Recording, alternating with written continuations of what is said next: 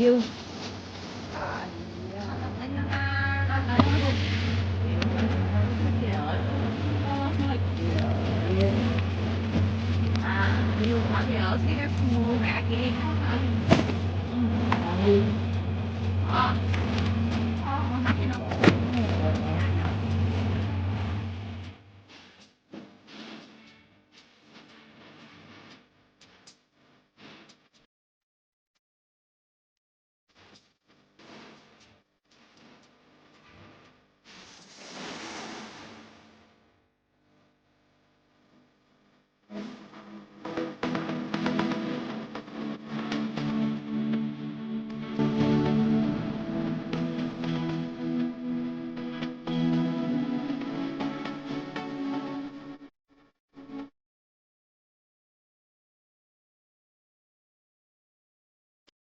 My channel. Ito po ang sample ng fish mouth or balon ng isda. Ginagawa ko nilang soup yan at mahal yan sa kanila. Ito, sample of rice. Malasa po yan sa paggagawa ng soup.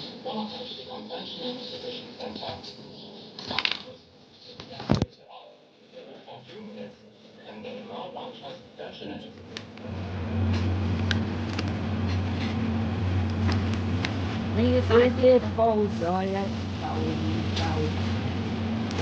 Ito ka.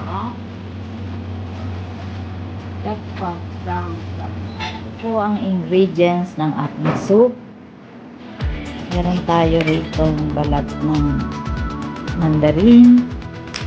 Meron tayo dito nacho sa Chinese. Ito, meron akong muscle ng pork. Yung sa binti ng pork. Ito po ang tinatawag na fish mouth or yung balon ng fish. Ito. Saka meron dito ng pork yung ginagawang lugaw sa Pilipinas. Chuto sa Cantonese. Chuto. Beef. Parang bahay bata ng beef. I have here sea cucumber. Lalagay sa soup yan. Sea cucumber. Ito po yung frozen na fish. Okay guys, yan po ang mga ingredients. Nacho, coffee sa Chinese. Ayan ang beef. Muscle ng pork. Pork, not beef. Sea cucumber. At saka itong laman loob ng pork. Okay guys. Let's proceed. Kung paano po. Masarap po guys. Papakuluan ko ang fish mouth or yung balon ng fish ng isda. Yan. Hindi ko lang alam bakit napakarami nito ng pakukuluan. Nilagyan ko siya ng luya. And then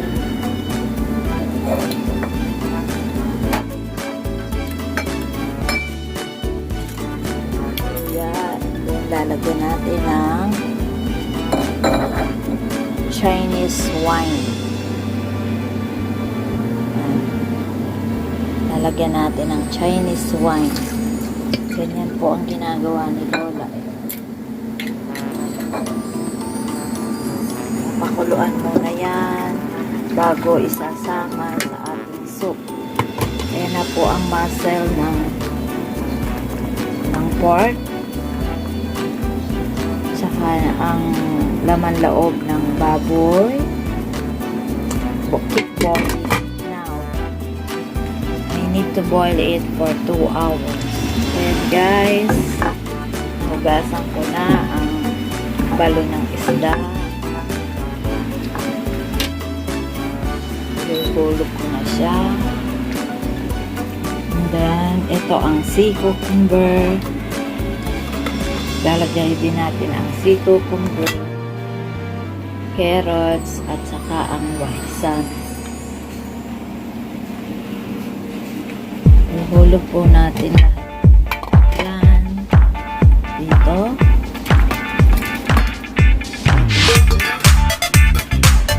Ang carrots.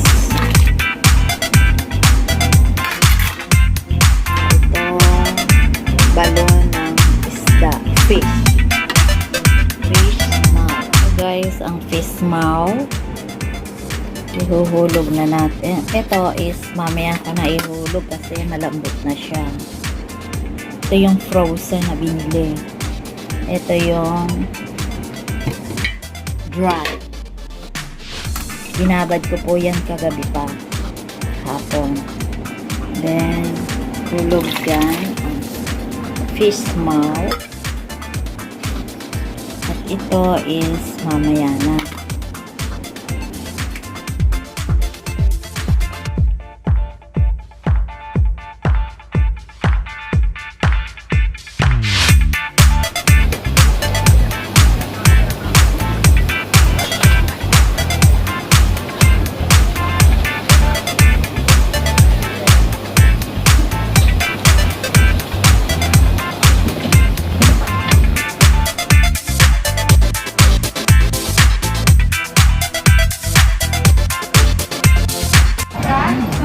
Done ang delicious soup fish mouth.